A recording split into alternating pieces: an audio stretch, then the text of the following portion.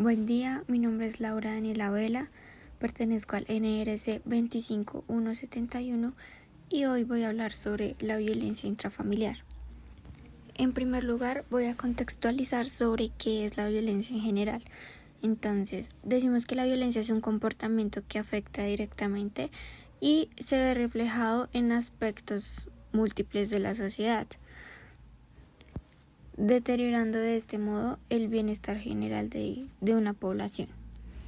De hecho, es por esta razón que prevenir la violencia ha sido uno de los principales objetivos de la política en muchas partes del mundo. Ahora sí voy a entrar a hablar del concepto de violencia intrafamiliar como tal, el cual ha sido un fenómeno de reciente interés y en el caso de Colombia ha sido muy poco estudiado. Esta violencia intrafamiliar la podemos categorizar en dos tipos. La primera es la violencia doméstica o intrafamiliar y la segunda es la violencia social.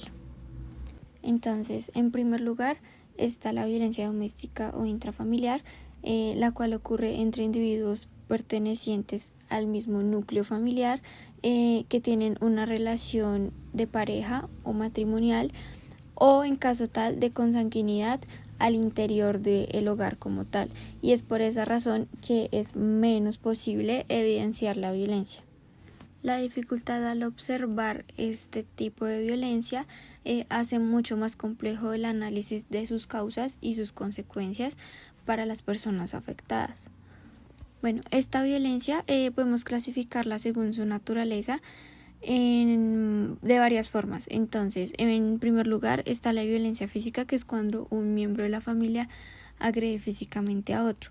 En segundo lugar, la violencia sexual, que es cuando uno de estos miembros obliga al otro a tener algún tipo de contacto sexual.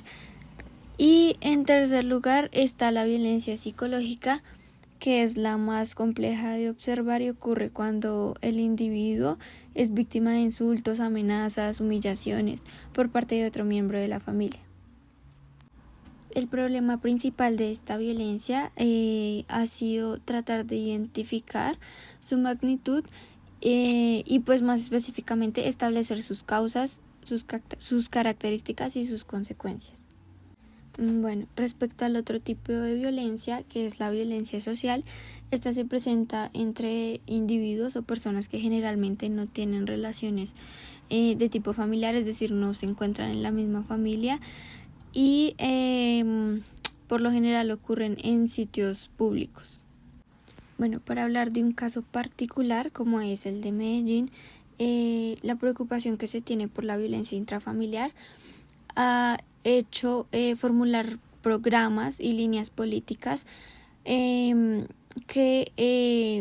están dirigidas a prevenir y a erradicar esta violencia, este tipo de violencia.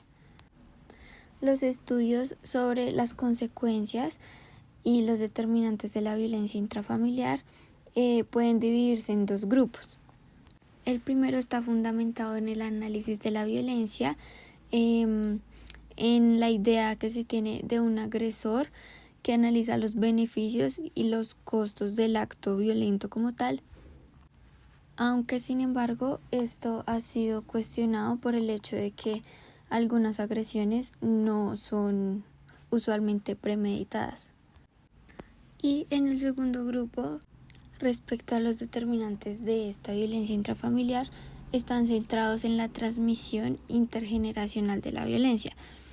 Es decir, es un contexto dinámico en el que los episodios de violencia se reproducen de generación en generación, o en caso tal, por las generaciones siguientes a las actuales.